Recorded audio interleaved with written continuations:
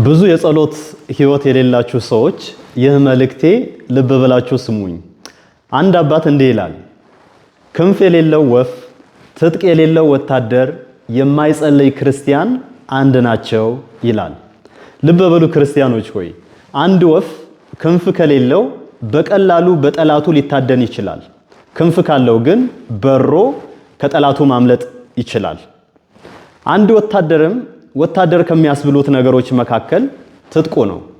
ትጥቅ ከሌለው በጠላቱ በቀላሉ ሊማረክ ይችላል፣ ሊረሸንም ይችላል። አንድ ክርስቲያንም ክርስቲያን የሚባለው ሲጸልይ ነው። ማይጸልይ ከሆነ ትጥቁ ፈቷል ማለት ነው።